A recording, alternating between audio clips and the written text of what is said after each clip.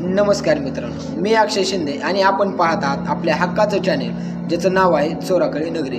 मित्रांनो, आपल्याला माहितीच आहे लाडक्या बहीण योजनेची ई-केवायसी करण्यासाठी शासनाने 18 नोव्हेंबर ही शेवटची तारीख दिलेली होती। पण परंतु नैसर्गिक आपत्तीमुळे व काही अडचणीमुळे बऱ्याच लाडक्या बहिणींची ई-केवायसी करण्यापासून राहिलेल्या होत्या। बऱ्याच लाडक्या बहिणींची ई-केवायसी करणं राहून गेलेली होती।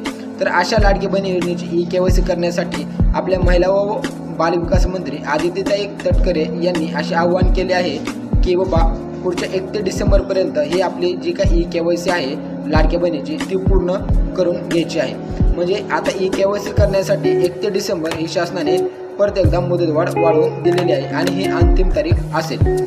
तर ज्या लाडक्या बहिणींची ई-केवायसी करण्याची राहिलेली आहे तर अशा महिलांनी अशा लाडक्या बहिणींची ई-केवायसी पूर्ण प्रक्रिया करायची आहे।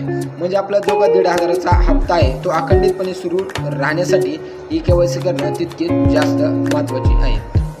त्यासोबतच ज्या महिला एकल आहेत, म्हणजे ज्या महिला विधवा आहेत, ज्या महिलांचे वडील वारलेले आहेत, ज्या महिलांचे पती वारलेले आहेत, अशा महिलांसाठी देखील ई-केवायसी करण्यासाठी देखील बदल करण्यात आलेले आहेत। तर ते बदल कोणते आहेत व त्यांची ई-केवायसी कशी करायची तो देखील व्हिडिओ आपण लवकरच आपल्या चॅनलवरती टाकणार आहोत। तर पण सगळ्यात महत्त्वाचं म्हणजे ई-केवायसी करण्यासाठी शासनाने आता जी का आपल्या 18 नोव्हेंबर होती ती वाढवून 31 डिसेंबर इतकी देण्यात आलेली आहे। तर 31 डिसेंबरच्या अगोदर आपल्याला लाडक्या बहिणींना ई-केवायसी पूर्ण करायची आहे।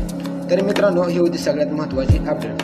तर मित्रांनो, अशाच नवनवीन व्हिडिओ पाहण्यासाठी आपल्या चॅनलला लाईक, शेअर आणि सबस्क्राईब करायला विसरू नका। तर चला तर मित्रांनो, अशाच भेटूया पुढच्या एका नवीन व्हिडिओमध्ये। तोपर्यंत